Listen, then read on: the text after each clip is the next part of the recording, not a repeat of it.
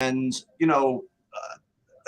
2 years ago, I introduced Survivor Pool content to TrueDFS. I have a lot of experience doing that, for the NFL, and it got a lot of traction. There's a lot of people that like to play Survivor Pools in the NFL. And then we had Brave Jay Hawk come on this past season, who actually last past 2 seasons, to help with that content. And then there was the NCAA bracket pool, which got a little bit of traction. The Survivor pool for that. And this year for the first time, I'm doing an MLB Survivor pool. And what's cool about it is, like anything else, is this has not been solved yet. Like basically, NFL Survivor pool has been solved, even though only 5% of the people know that it's been solved. But MLB is like almost new. And when the people that run my NFL Survivor pools fired off, these contests, I'm like, I'm going to do it. And what we're going to do is we're going to have Bobby play also, because Bobby, quite frankly, knows more about baseball than I do. And between my knowledge of Survivor and his of baseball, and the two of us together, we're going to kind of take you guys on a tour of our entries in MLB Survivor. And I just want to give you kind of a summary of what's going on here. So today, it's normally going to be Monday morning, because the way MLB Survivor pools work is that you have to pick for the week one team, now follow this, to have at least a 500 record, okay?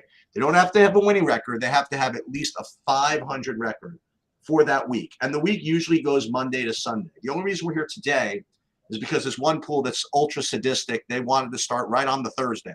So to give a Thursday through Sunday, we really just try to like gut everybody right off the bat. So it is what it is. So we're going to do basically 11 a.m. every Monday, kind of a Survivor pool video where we talk about our picks and lead everybody through it. And I encourage everybody to go into the Survivor pool Discords and give your comments on strategy and everything, because quite frankly, I don't know how to play MLB Survivor. I have like some instincts on how to play, but between the two of us, we'll try to figure it out kind of along the way. I imagine the concept is the same. You want to pick teams that rate to win, but you also want to have teams left, later on in the season. So the first thing before we get into it, I want to show you what we're looking at. So this is our pool on Run Your Pool, and you'll see that it's 180 expected entries so far. Already 163 of them put their picks in. So just to kind of lead you on a tour for this, right, Bobby? So here's like the make your pick thing. This is where you make your pick, and it'll keep a record of all that you picked before. Now, what's cool about this one is it'll tell you how many games the teams have for that week, and we'll get back into why that's important in a minute. Yep. And then this pick summary here, this will show you after picks lock who everybody picked, okay? So you'll know who to sweat and who to anti-sweat and stuff like that. And there'll be different reports. I hear will be pick availability. Once everybody picks a team, it'll let you know which teams are still available. So this has become very it doesn't look like much now, but as the season goes on, it's going to be really important. So the first thing that I think that we both agree on is, because of the way the pool works, that you have to have a 500 record or better. I think really the first screen for a team is one to have an even number of games for the week, because it's a hell of a lot easier to go 3-3 than 4-3. You know what I mean? So that's like the first screen. And then honestly, we'll just kind of talk through these things, because like some teams are going to have a lot of series with really weak teams, depending on what division they're in. So maybe that's a team you can save or whatever. But Bobby, tell me what we talked about a little bit yesterday. Like you talked to me about for like 5 seconds that you thought that it's probably not you shouldn't be too much of a hero in week one. What's your thoughts? I just feel like nothing is certain. It's one of the most diverse. Like this is one of the few years we've had in the past 10 years where there's no team projected to win more than 96 games. There's nobody projected to win more than 95 games. That's just like not been the case. The Dodgers alone have been projected to win over 100 games basically every year that we've ever started to talk DFS or done anything. It's just more diversity. There's just a lot of teams in a very like similar playing field that's going to be really hard to manage. So I think that the idea is really to survive the first 4-game stretch, because we really are in unknown territory. We also don't expect starting pitchers to go very long. especially in their first 3 starts of the year. So my sort of take is maybe maybe like a little bit too nitty, a little too tight, a little too close to the chest. I just would rather not eliminate myself early, while attaching myself to these, so-called SP1s that aren't going to be throwing more than like 75, 85 pitches. And I don't think you're getting the same, the odds on these games. Like, it's another thing I would like to bet on. I want to bet the overs in every game, and I want to bet that pitchers don't make it out of the 6th inning very, very often. So I just think that, like, just in the name of sort of advancing, I think that the idea is just to basically take the safest route for week 1, because it's only 4 games. You're not really getting any separation anyway. 4 games in baseball means, you could be the best team in the history of baseball. You could lose 4 games in a row. It doesn't mean anything. So I think that trying to take the safest route is my idea of what I would think to do early on. Well, also, I'm thinking like strategically also, it's not as important this week as others. We have to really keep an eye on the rotations. Like, this is what I was thinking about as we're maybe more towards next week or whatever. But if you're gonna pick a team, you want to get that first win. In other words, you want to make sure that you have your best pitchers pitching during your 4-game stretch or your 6-game stretch. Yeah. So I don't think you ever are going to want to take a team that's running their, like, I guess, 4th best pitcher. You know what I mean? Because it's going to take like a couple of games before you get to your first one. So you probably don't want to do that. And I almost don't want to play someone taking their 5th best pitcher, because even though, like, you're going to get 1 and 2 coming up, we have to look at how the pitching rotation might play it out. Like, if we have a team that has kind of a weak SP5, even though they might have good SP1s and 2s, those SP1s and 2s might be going up against the other team's SP1 and 2. So we have to kind of think about that. We don't have to think about it now because everybody's going with SP1s, but when everything kind of shuffles and people are kind of like, sometimes you get the SP4 against the SP1 and the SP2 against. It's gonna require a little bit of planning. The other thing that we really, this is like so huge. We have to be on top of the weather. Okay. Yeah. Every rain out is a legit horror show. Okay.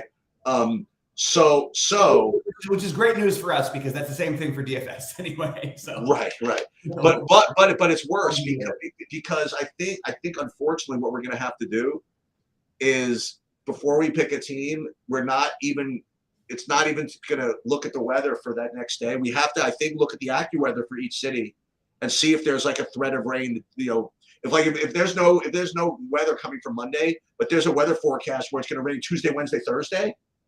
I think unfortunately we have to put in the effort. You know what I mean? Like, even like a cursory, like AccuWeather Chicago or something like that, or AccuWeather Cincy or something like that. Just to see, like, because we say, oh, there's no weather Monday, we're going to play this. The next thing you know, it's 3 days in a row of rain that everybody knew about. We're going to feel like suckers. Okay? Well, also, like, even if you happen to get a doubleheader mixed in one of the other days, doubleheaders are much more high variance than a regular normal start. So, they just generally go about 50-50. Whereas the home team would usually win, closer to 60% of the time. So I totally agree. I think it's very important. Fortunately, like, for the early, like I looked at a little bit of the weather, again, it's going to be a little tricky. Like, with the weird part is, like, the biggest scary spot is San Diego for the first weekend. That's very, very strange. But even that, I don't think is any real danger. At least at first look, like, and I could be wrong. That was just my first attempt at a weather look. Showed for the next 4 days that everything looks most likely to get in. If there was any trouble, it would probably be in San Diego. Outside chance in your area, and outside chance in Chicago for Saturday. I'll tell you something else, by the way. Those of you that are watching the Discord, if you guys are so inclined to help us with this, so one thing that we do have access to, and this is what's different than NFL Survivor Pool. Like, in NFL Survivor Pool, you have projected win odds for every game the whole season. Like, so you can look out 15 games, whatever. All I have in front of me is like the win odds for game 1 of these series. So if anybody wants to either find or create kind of like a map based on probable starting pitchers for like a week, like each week, that'd be obviously extremely helpful. Like if I knew, like I see, like for example, like Dodgers are Urias versus whoever, who is it against Gallen, right? If we knew who was going to be the starters for for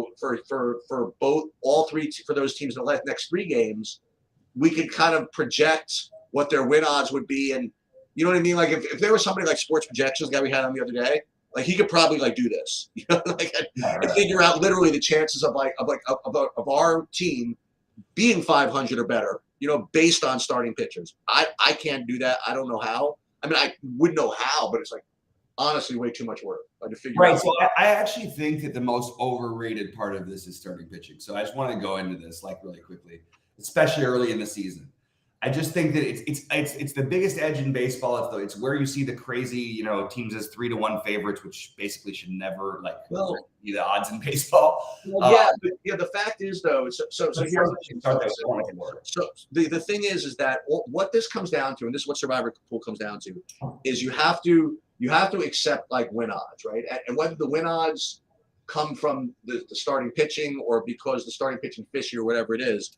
That's where we're starting. So I was more interested in like what a team's kind of like money line is going to be, right? Things that we can't see right now. Like what's the Dodgers going to be against Arizona in Game 2? What's San Diego going to be in Colorado in Game 2? Because we know what they're going to be right now because we see what the win odds are, right? So I think that's something that if somebody wants to engage in a project, they could do that, and that would be helpful. So the other thing, again, this also goes with weather as well. Obviously, domes are important because then you don't have to worry about weather at all. And I don't know. Did you think of anything else aside from what we talked about as far as like overall things to think about, or should we just kind of get into it? Or? Well, I guess that like I did, but like I sort of even think it leads me into what I want to do for this first week.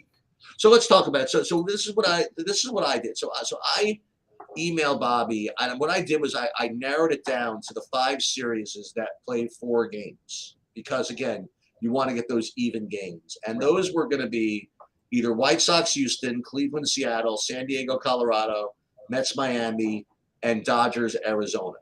And then I followed up with him by sending him the 3 at least Game 1s.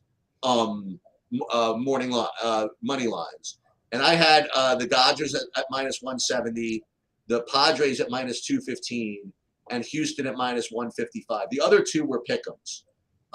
So I guess my inclination, before you tell me what you would do, my inclination is to X out the 2 pick'em games, unless you had a reason to not do that, and to choose from the 3 3 favorites. What were you thinking? Yeah, that's essentially what I was thinking makes the most sense. Like side note for next week or whatever, assuming you survive or whatever, I think these are the times you want to start using like Tampa Bay type teams. Their pitchers are only going to go so far anyway. Guys who aren't going to they're extended. So their starting pitching is more valuable this time of year than other teams because their pitchers are used to throwing only 80 to 90 pitches at tops anyway. You know what I mean? That's just how they treat their pitchers. So Tampa Bay as a team you should be using in an early format. That was one thing that stood out to me, sort of. But the fact that they're playing an odd number of games means I think that you leave them out for this time. The other thing, though, I want you to start getting in the zone to think about is all that stuff that you're mentioning about like Tampa's better early in the season or that. No. It's really important what I'm saying. I'm saying what I'm saying is that stuff isn't that in the money line already. Well, it's written into the projections to some extent, yes, but my point is I take umbrage. I don't agree with the actual odds on the way that the baseball games are treated early in the season. Okay. The run line, like these guys aren't going to go out there and throw 110 pitches on opening day. It's just not happening. We haven't seen it happen in 10 years. It's by the way of the past. I don't buy these lines. So I just completely think that they're wrong. If it was me, in general, I would usually be saying, hey, bet the under because the weather is bad and everything. We don't know what's going to happen with this pitch clock. There's a lot of things that are going to be completely different than what we've seen in past years, which is why teams that that basically play the same way all the way through the season, like Tampa Bay. That's why I would say that they're a team that I would like to use earlier rather than later if they have. So this is an interesting point that you're bringing up that Brave, but Jayhawk and I talk about all the time in NFL is that whether you should like put your own kind of opinion on what the line should be over what the actual line is. Now in the NFL, the lines are just so freaking tight, Yeah. that to do that is just asking for trouble. But look, if we're right, and Bobby has a little bit of like, this is why Bobby's part of this, has a little extra insight above and beyond the actual money line, then we could play teams that could be lower owned without even, you know what I mean? Because like, let's just say, I'm not saying this as an example, but let's just say for whatever reason that you thought that San Diego was weaker than their line indicated, right? Then we could fade them when everybody else is going to play them. And likewise, if you thought, for example, that Houston was like more likely to win than whatever their line indicated, then we could play them when less people will be playing them. So I do think that baseball is much less efficient than NFL as far as lines go. And this will be a cool, now I say testament, but this will be a cool way to combine both my kind of like survivor knowledge with Bobby's like kind of opinions on baseball and see kind of how it goes. Yeah. Now, one thing I want to think about is to what extent this 4-game thing makes a difference. In other words, like if there was a week where, say, the Dodgers were playing 4 games against Colorado at home and then 3 games against whoever, the Tigers at home. Right. And then I don't think I care too much about the even money thing, about the even games. I don't think. So I don't know. I think you're right on. I think you're right on point with the even games. I think that's the biggest thing you don't want to mess with. Okay. I think you want the even number of games if you can have it. Every now and then, there might be a time or two where you have to in the season. Right. Like if there's only one spot that's like an even number of games, and they're going to be pick them all 6 games. That's a rough spot.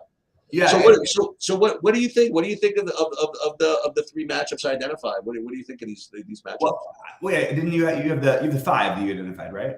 Well, yeah, I thought 2 of them were pick them. I thought we were Xing them out, but you tell me. Yeah. I think that's probably. I mean, look, I do think that the Dodgers worry me a little bit this year. To be honest with you, as a Dodger fan, I just don't think this is the same like just dominant, beat the hell out of everyone. They've been clearly the best team in baseball, basically like 16 out of the last 20 years at least. And I don't think that's necessarily the case anymore. And I'm kind of curious to see how it plays out. So I actually only have the one email. I have a couple emails from you, but I only have the one with the 5 teams. I don't have anything since then. You referred to it, but I didn't see it. Yeah, I emailed you at 8:53 this morning. Yeah, I've got that one. Said Cleveland. I see what you're saying. Yeah. Okay. Yeah, it says Cleveland, Seattle game 1, basically pick them. Yeah. Mets in Miami also pick them. But I have Houston at minus. This is just for game 1.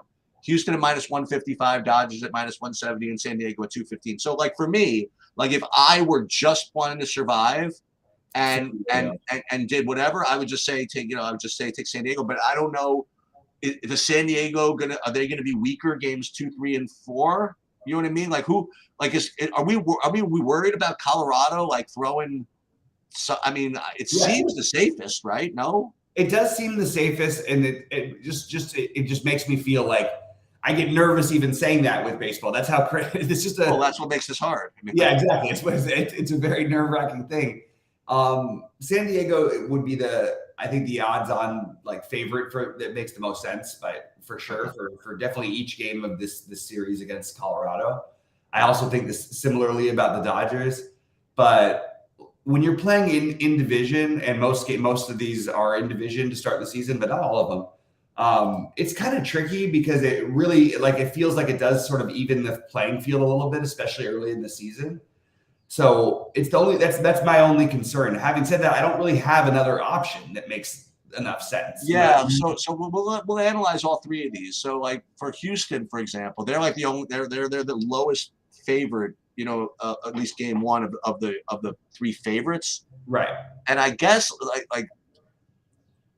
I guess the way to put this is who am I more afraid of, like secondary Colorado pitchers, or having to face like Dylan Cease, you know what I mean, or whoever, or Giolito, or second or third White Sox pitchers. I guess that I'd be more concerned about the White Sox, about having to beat them than having to beat the Rockies. Yeah. I think that's pretty much on the money. Like I feel much more with I feel much more nervous about facing the White Sox staff. I don't think I want to go against the White. Like I'm not even sure the Astros are better than the White Sox. Right. I just think the odds are telling us early in the season because that's what we're used to. The White Sox are a team that could win the World Series this year. Like they have talent. So I don't think I don't want to load up against Houston right off the bat. Let me ask you a question. What about so based on, again, this is baseball, all kinds of variant, but is there a team that, based on your opinion, is like clearly the weakest team in baseball? Oh, I thought you were going to go the other way with it. No, and I'll tell you why in a minute. I think that there's going to be some that sort of reveal themselves, but I don't like the Nationals, A's should be really bad. Right. So the point is that to identify who the best team is not relevant really, because you can only pick them once. But what people do in football, for example, is they will basically stream against the weak team. So basically whoever is playing, let's say the Nationals or whatever, like that's one strategy, is to just and that's like, listen, you have to take 30 teams, right? Ostensibly to win this thing, okay? Especially this one where you have no strikes. So you're going to have to, probably take some, bottom level teams at some point. So usually what ends up being good plays, which and then you have to weigh it against popularity, is let's just say that the Reds are like a middle of the road team, maybe, and they were playing like Washington, like that would be a good time to take Cincinnati, like for example, seeing as you might have to take them anyway. But the point you're making, I think, is really valid about actually being a little safe in week one, because here's the thing about NFL, which I talk about with Jayhawk a lot. Like these are what you have to balance. You have to balance win odds now, basically win equity, and immediate EV, which we don't know what popularity is going to be from this pool, not even close. And you have to balance that against future value, like whether you're going to want a team in the future. And what I always say is that the further out the future is, like the less not important it is, but the less predictable it is. And I think what's interesting is with baseball, like I think it's even more so. I mean, you're not really gonna know for like a couple of weeks, I think. like who's great, who's the worst team, I think. Well, I think it may take a lot longer than that. Yeah. So I think that it's not this year. I do think you have. I actually think that what the A's and Nationals are doing, like we should expect them to be significantly worse. I mean, for what it's worth, they're both projected to have less than 60 wins. Nobody that's actually really important. Nobody else is projected to have less than 66. That's a big difference, even. Like, you know what I mean? That's the 59.5 for the A's, 59 for the Nationals. They're significantly worse than everyone else when it comes to projections. So like for example, right? So this 7-game difference. So it's possible that in this short week, like the Braves are against the Nationals. This could be the best team in baseball versus the worst. It's possible, right? Yeah, possible. But it's 3 games, right? And so you lose 1 game of the first 2, you're already in the freaking. You're already relying on who's that Brave guy that like gets wild sometimes? The young guy. Yeah. What's it? Why can't I think of his? Spencer Strider. Yeah, then you're already relying on Spencer Strider. You know what I mean? And to go out week 1 with on 1 game is rough. So, but that is something that should consider. Like each week we should always look at who say the Nationals are playing and who's the second team you mentioned? A's. Who the A's are playing this week? Who do the A's play? They have 3 games against the Angels. Okay, so this would be a good example. Like if this were a 4-game set, and it was a tough week, and we wanted to try to like sneak someone in, like to play something like the Angels. If we could get like an Ohtani start, you know what I mean? Like, he's still on the Angels, right? Yeah. Okay, who knows? So, Yeah. if you can get like an Ohtani, let's say you got the Ohtani start in a 4-game series against Oakland, that would be like a good time to burn the Angels, Right. Right. Now, again, we don't know. We really don't know how everybody's going to be playing. Like, I can tell you everybody's playing an NFL Survivor. I have no idea what people are going to do, but I'd like to think that we're going to know those kind of trends pretty early also, because I'll tell you this, like I would hope and imagine that all of the ownership is going to go on the 3 teams I mentioned, like either the Astros, the Dodgers, or the Padres. I would imagine. If not, I think that people might do something like I just mentioned, like go to the Braves. Just say, listen, I don't care about the 3-game thing. I'm just going to take the best team against the worst team, and that's so. I'll be very up leverage in another way too. Like the best team will show themselves over a longer period of games. You don't want to use them right away. Right. That's true. That's correct. That's my personal That's future value. Right. So I think you have a really clear, if you needed to survive only this week, I think you have a very clear decision of what you would do. I think it would be pretty simply like, and look, it's gonna. I'm not saying this will win every time, but like you have the biggest win gap between the 2 teams projected for the 4 games. So anybody with an even number of games is San Diego and Colorado. Colorado's projection, I actually wouldn't be surprised if they're much better than their projection. I actually think they're a good bet to go over their projected 66 wins. But San Diego, you have as one of the top teams in baseball. It's a 4-game series in San Diego to start the season. Yep. I think that's what I would ride with. Now, I just said the thing about the weather, but it's really not enough of a concern to where I'm going to go there. Well, let's get Snell, get the first win, and then have the rest of them raid out. That's fine too. That'll work as well, right? But it's hilarious we're talking about this because between San Diego and LA, I think we went like 40 years without having a game rained out. Right. And then like all of a sudden, like the last few years, it's like, it just happens every day. Like Right. So, and the other thing, again, we're gonna have to get on board here. It's like, listen, neither of us are sure what's gonna happen in baseball, and neither of us are sure what's the correct strategy. We're just gonna have to agree on something and go with it. There's just no regrets. There's no like, Bobby talked me out of this or she's talked me out of that. We're grown-ups here. We're gonna agree with it and just freaking roll with it. Yeah. I happen to. Now there are going to be weeks where we end up debating, and we have to like either flip a coin or do whatever. This particular 4-game set, we're not going to be debating. I think I'm totally with you. We'll take the Padres and hope that